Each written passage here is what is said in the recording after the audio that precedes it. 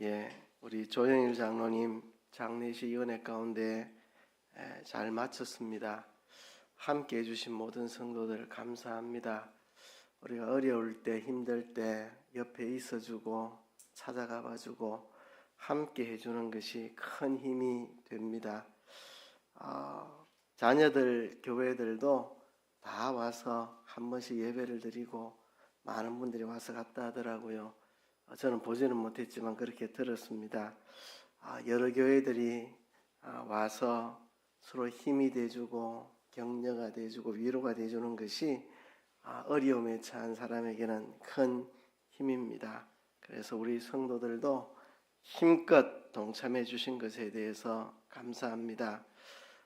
조영일 장로님을 보내면서 제가 느낀 것은 천국을 소망한 분이었다. 또 말씀을 사랑하는 분이었다. 예배를 사모하는 분이었다. 이렇게 생각이 됩니다. 근데 제가 이런 말을 할 때 한 번씩은 조심스럽기도 합니다. 왜 그러냐 하면 교회 안에는 알게 모르게 시기 질투 같은 게 있어서 목사님, 조장로님한테만 저런 말 해주고 내한테는 이런 말 안 해주노 이래 시기 질투하는 사람이 있을까봐 때로는 조심스럽기도 합니다. 우리가 배워야 할 게 있는데요. 제 자신도 이 문제에 대해서 늘 제 자신을 바로 세우려고 몸부림치는 문제입니다.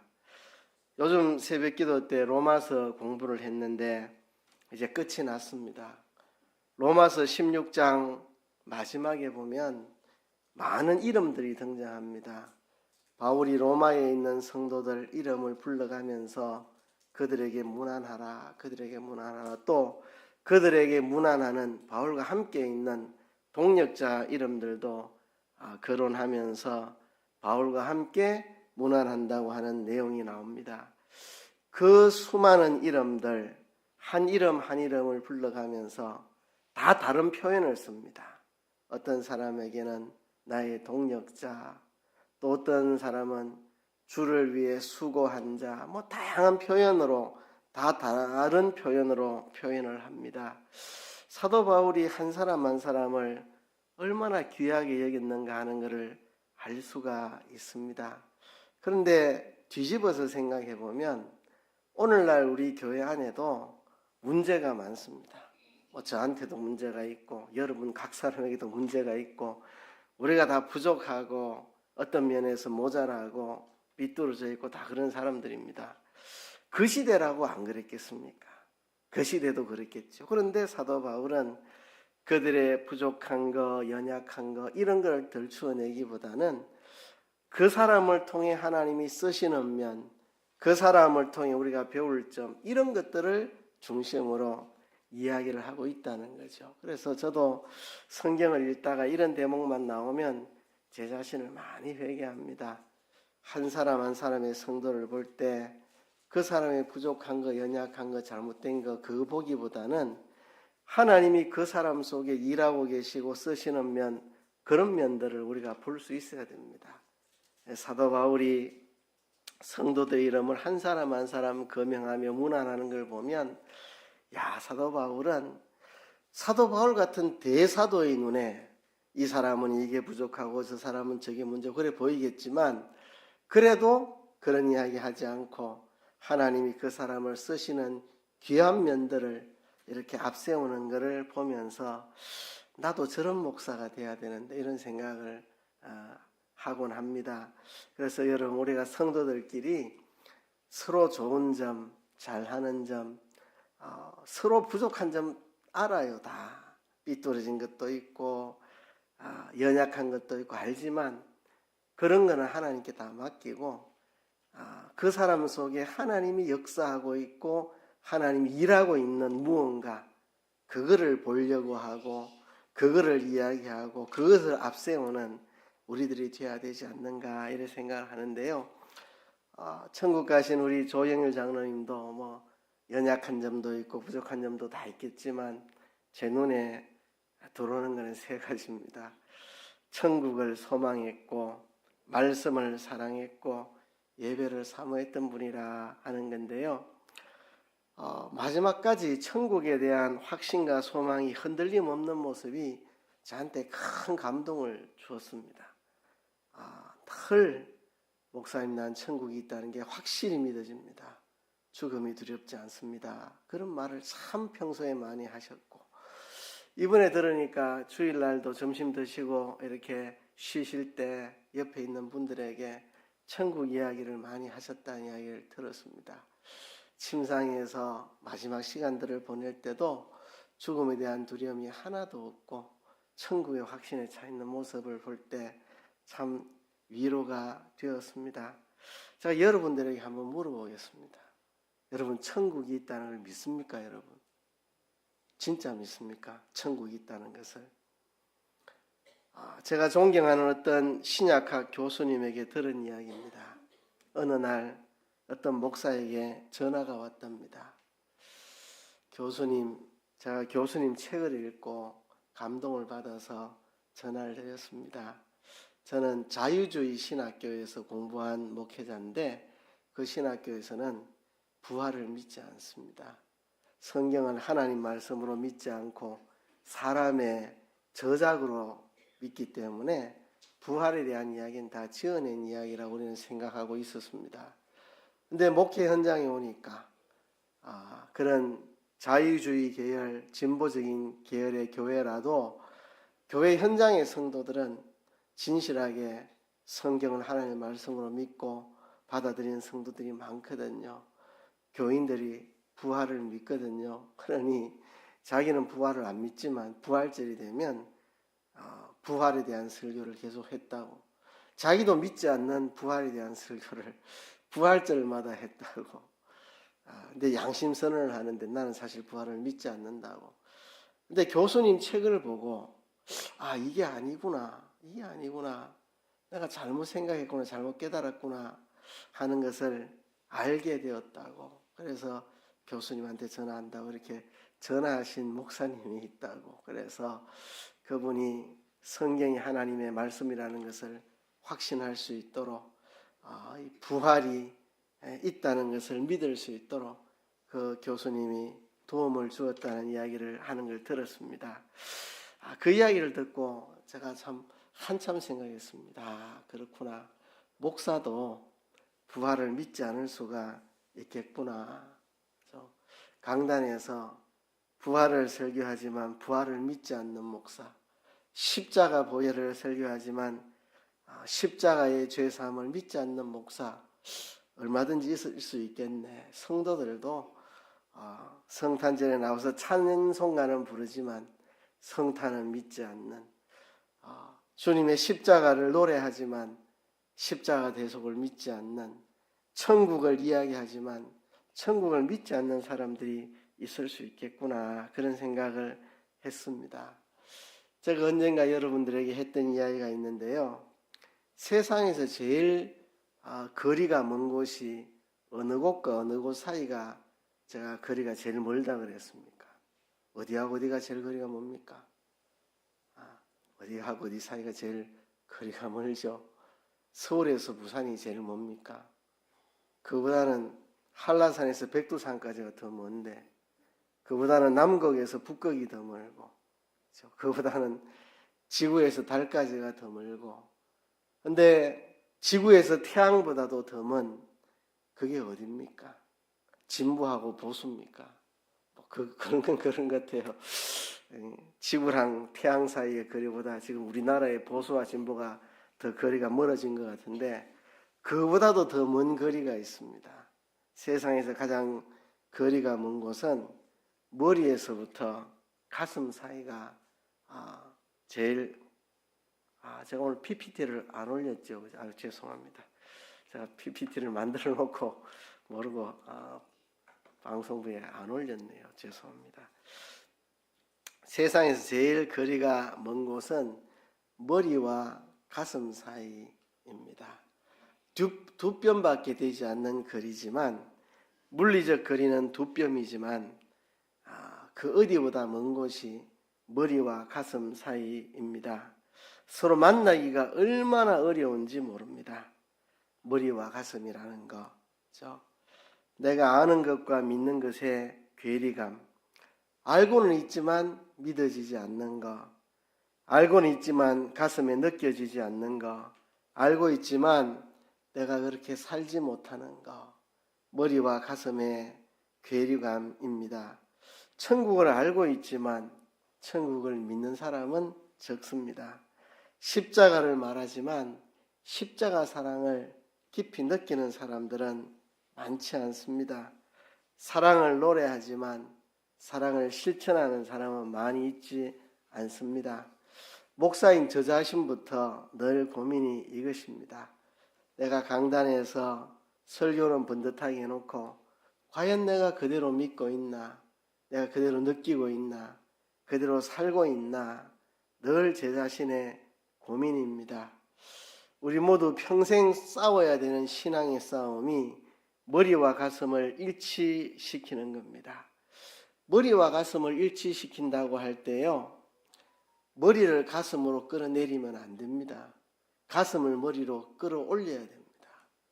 머리를 가슴으로 끌어내린다는 것은 내가 느껴지는 만큼만 하겠다는 거죠. 내가 느껴지는 만큼만. 머리를 가슴으로 끌어내리는 거. 끌어내려서는 안 됩니다. 가슴을 머리로 끌어올려야 됩니다. 내가 아는 대로 다 믿을 수 있도록, 내가 아는 대로 다 느낄 수 있도록, 내가 아는 대로 다 살 수 있도록 머리를 끌어내리면 안 됩니다. 내가 그래 배웠지만 안 느껴지니까 그냥 느껴지는 대로만 살자, 이렇게 해서는 안 되고, 내가 아는 대로 다 믿고 느끼고 살아갈 수 있도록 가슴을 우리가 머리로 끌어올려야 합니다.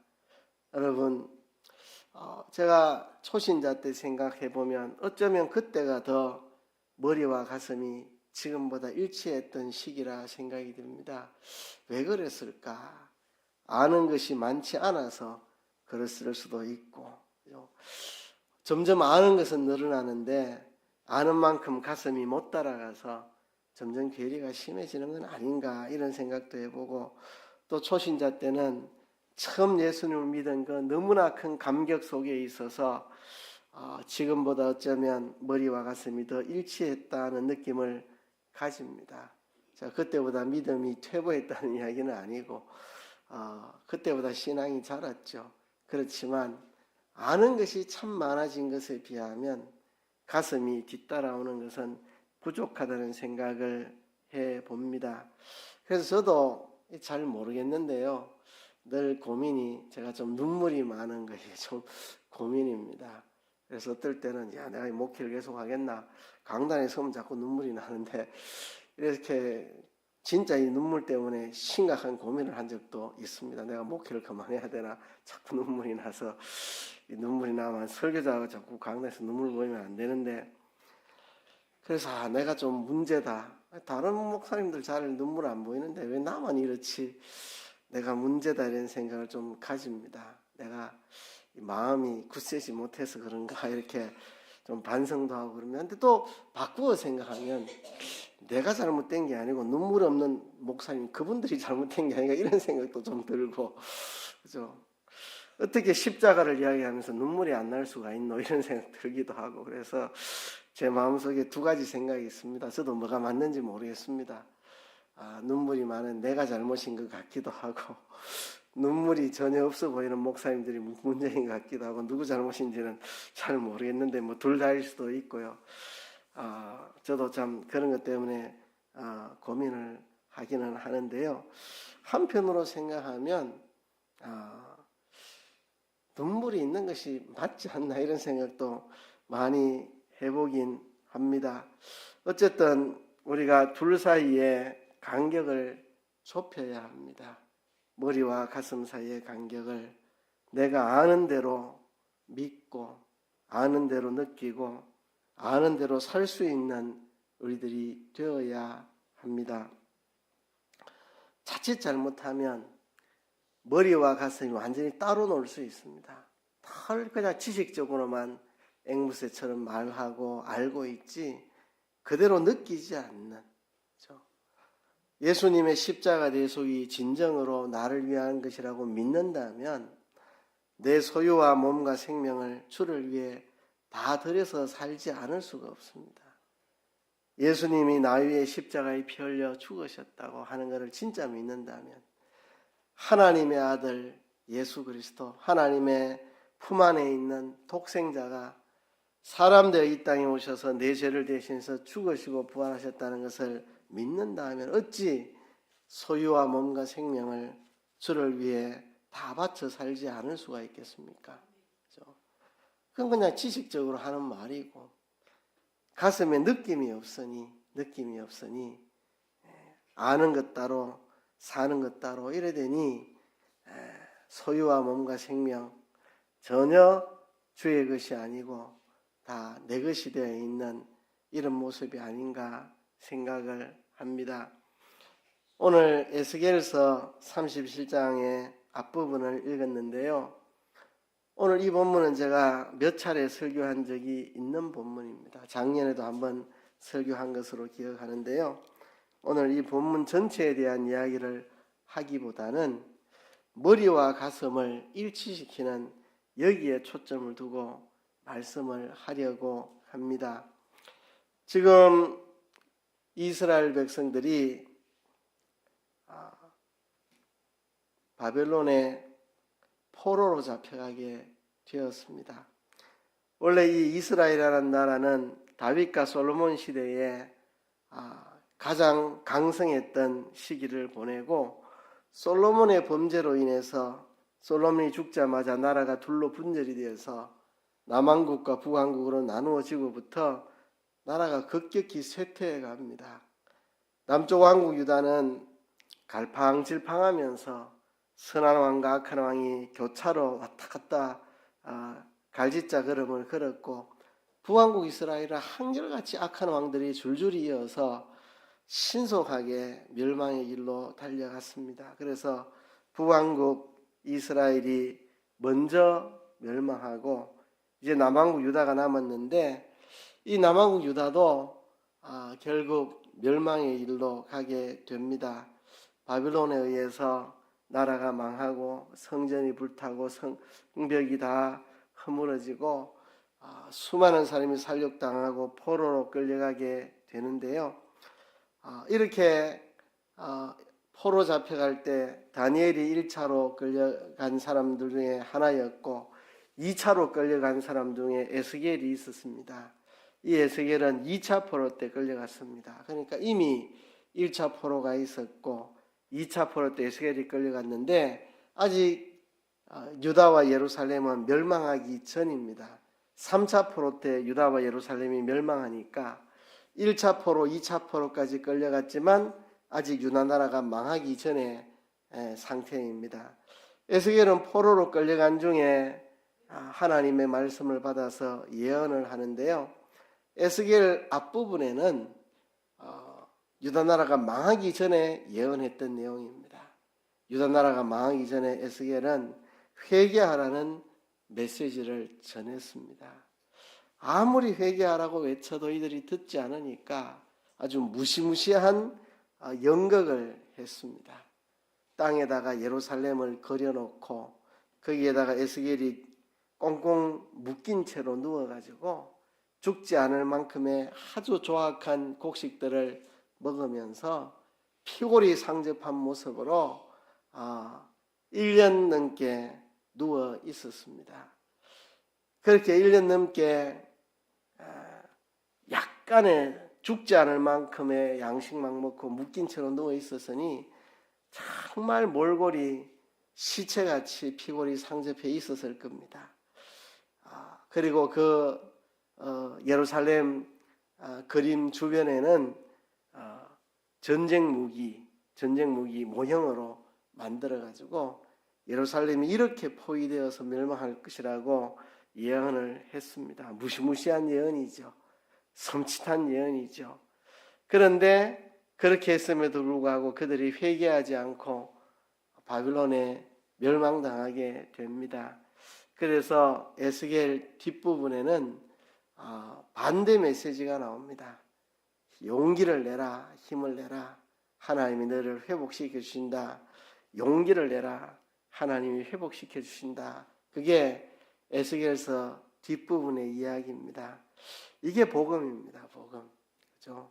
율법을 앞세워서 우리를 책망하고, 그러나 우리의 연약함에 대해서는 십자가 보혈을 앞세워서 우리를 치료하는 것, 이게 복음입니다. 복음. 그죠? 율법 아래 우리가 멸망하고 죽는 게 아니라 율법의 경고에도 불구하고 우리가 죄를 지을 때 십자가 보혈로 씻어 우리를 회복시켜 살려주시는 것, 이게 복음이죠. 그래서 에스겔 앞부분에는 정말 무서울 정도로 엄한 심판의 경고가 나오지만 이미 심판당하고 멸망을 경험한 이들에게 하나님은 위로의 메시지, 회복의 메시지를 전하십니다. 그 회복의 메시지 가운데 나오는 부분 중에 하나가 이 에스겔 37장 그 유명한 마른뼈 환상입니다. 하나님이 에스겔에게 이 마른뼈 환상을 왜 보여주셨겠습니까? 에스겔조차도 머리와 가슴이 맞닿지를 않습니다. 선지자니까 머리로는 하나님이 회복시켜 주시겠다고 생각이 들죠. 예레미야가 예언했거든요, 분명히. 에스겔보다도 먼저 시작했더니 예레미야는 예루살렘에서 예언했고, 에스겔은 2차 포로 때 끌려가서 바벨론 포로 중에 예언했는데, 예레미야를 통해 70년이면 돌아온다고 예언을 했기 때문에 에스겔이 하나님이 회복시켜 준다는 것을 지식적으로는 알지만 가슴으로는 전혀 느껴지지가 않습니다. 얼마나 비참하게 망했는데 예루살렘이 완전히 황무지가 되고 수많은 사람이 죽고 머나먼 땅 바벨론으로 포로로 끌려와 있는데 어떻게 우리가 회복된단 말인가? 머리로서는 회복된다고 생각이 되지만 가슴으로는 도무지 느껴지지 않는, 아는 대로 믿어지지 않는 이런 괴리 현상이 지금 에스겔에도 있습니다. 예언의 아들 선지자가 먼저 안 믿어지는 걸, 안 느껴지는 걸 어떻게 예언을 하겠습니까? 선지자 자기부터 믿고 자기부터 가슴으로 느끼고 자기부터 그대로 살아야 다른 사람에게 예언을 할 거 아니겠습니까? 그래서 하나님이 이 에스겔에게 마른뼈 환상을 보여주십니다. 마른뼈 환상. 하나님이 우리에게 원하시는 게 이것입니다. 너희의 머리와 가슴이 하나로 이어져야 한다. 머리와 가슴이 하나로 이어져야 한다. 너희들이 아는 그대로 믿고 아는 그대로 느끼고 아는 그대로 살아야 한다는 것을 말씀해 주는 겁니다. 지금 바벨론에 의해서 예루살렘과 유다는 완전히 황폐해져 버리고 말았습니다. 포로로 바벨론에 잡혀간 사람들은 비참하게 살았겠죠. 포로의 삶이 어땠겠습니까? 참 비참한 그 현실. 회복의 기미가 보이지 않습니다. 국제 정세를 아무리 돌아봐도 어떻게 다시 회복될 가능성이 보이지 않습니다. 그래서 처한 현실을 보면 절망입니다. 절망. 예루살렘과 유다 완전히 황무지가 됐지. 똑똑하고 잘난 사람들 많이 죽었지. 포로로 끌려가서 비참하게 살고 있지. 약속인 이 유다 나라가 회복하고 돌아온다는 것은 국제 정세상 있을 법한 일이 아닌 것으로 보이지 믿음이 잘 안 생기고 가슴에 느껴지지 않습니다.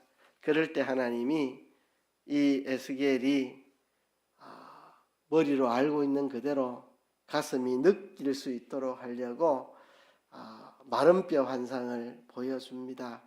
에스겔을 데리고 마른뼈가 가득 찬 골짜기로 데리고 가십니다.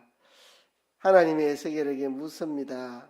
인자야, 이 뼈들이 능히 살겠느냐? 그때 에스겔이 주께서 아시나이다 이렇게 대답했습니다. 제가 성경을 처음 읽을 때 좀 이 부분이 이 뭐지? 하나님 물으면 답을 해야지. 버릇없이 주께서 아시나이다 이렇게 대답하는 에스겔이 좀 버릇없어 보였습니다. 하나님이 그죠? 이 뼈들이 능히 살겠느냐 이렇게 물으면 살겠습니다. 아니면 못 살겠습니다. 이렇게 대답 안 하고 주께서 아시나이다 이렇게 왜 이렇게 말했을까 좀 초신자 때는 의아하더라고요. 이 말씀을 계속 묵상하면서 이게 이런 뜻이구나. 머리로는 이 뼈들이 살아날 것 같은데 가슴으로는 살아날 것 같은 느낌이 안 드는 이 머리와 가슴의 괴리감 때문에 에스겔이 살아날 겁니다라고도 말 못하고 살아나지 못할 겁니다라고 말하고 못하고 머리로는 살아날 것 같은데 가슴으로는 살아갈 것 같지 않은 이런 거. 머리로는 아는데 하나님 예레미야를 통해서 70년이면 돌아온다고 약속했으니까 하나님 말씀은 신실하고 하나님 전능하시니까 전능하신 하나님 약속했으니까 그대로 되겠지.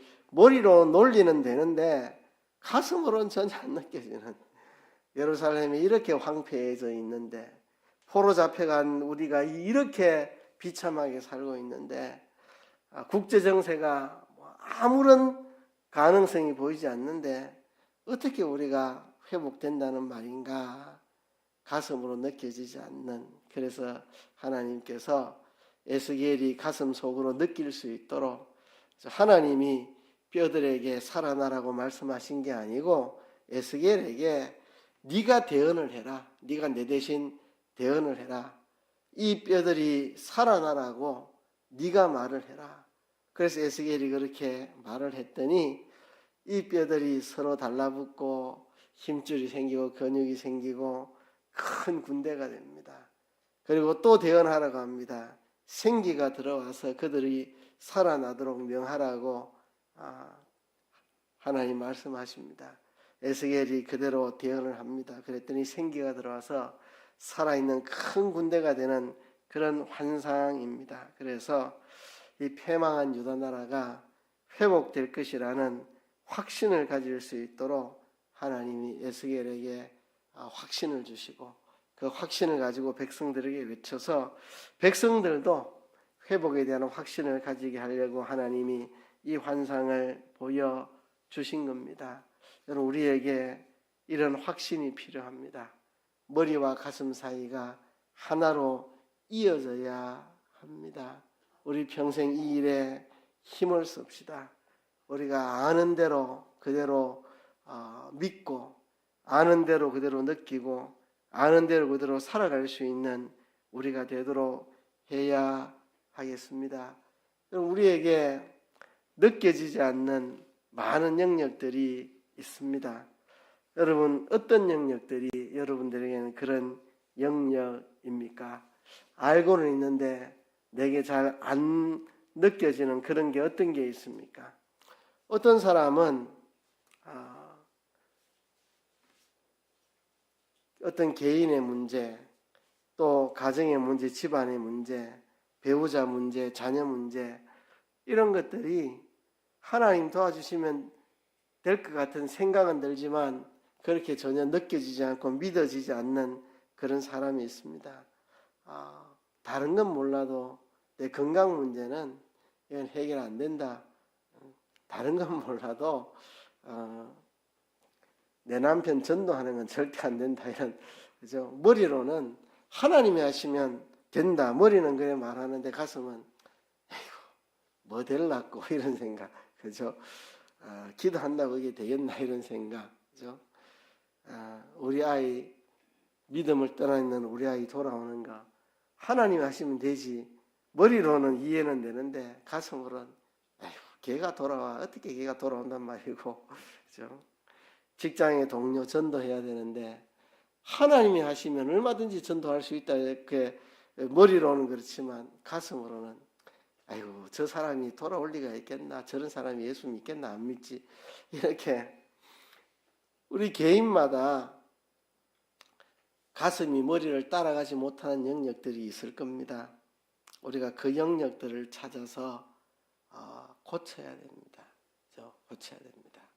내가 아는 그대로 믿을 수 있도록, 아는 그대로 내가 느낄 수 있도록, 아는 그대로 내가 살아갈 수 있도록 우리가 그렇게 하나님 앞에 소원을 가지고 힘을 써야 되겠습니다. 에스겔조차도 2차 포로로 끌려올 때 비참한 상황인데 이 비참한 상황에 뭔 회복이 되겠느냐고 가슴이 느껴지지 않는.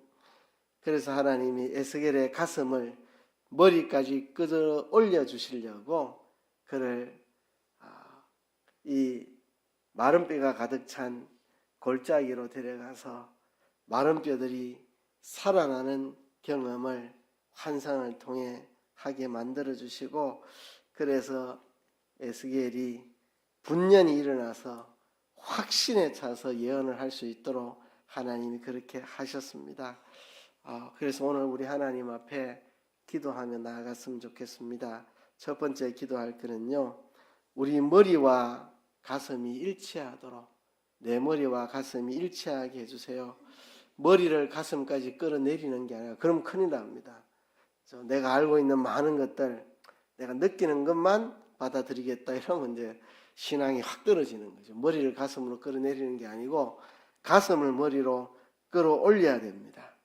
내가 아는 그대로 믿을 수 있도록, 내가 배운 그대로 믿을 수 있도록, 아는 대로 느끼고 아는 대로 살 수 있도록 우리의 가슴을 머리로 끌어올릴 수 있게 해달라고 기도합시다. 그리고 또 기도할 제목은요, 우리 머리와 가슴의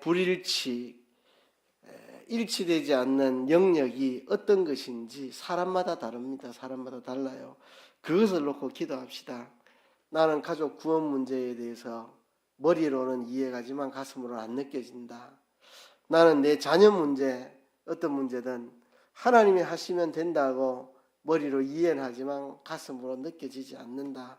배우자 문제, 집안 문제, 교회에서 내가 맡은 일, 내게 소속한 부서, 교회의 부흥, 그죠? 하나님이 하시면 교회가 부흥되지. 지식은 가지고 있지만 우리 교회가 부흥할 수 있다는 느낌은 느껴지지 않는 것. 그러니까 머리와 가슴이 일치하지 않는 구체적 영역, 개인마다 다 다르고 부서마다 다르고 우리가 다 다를 겁니다.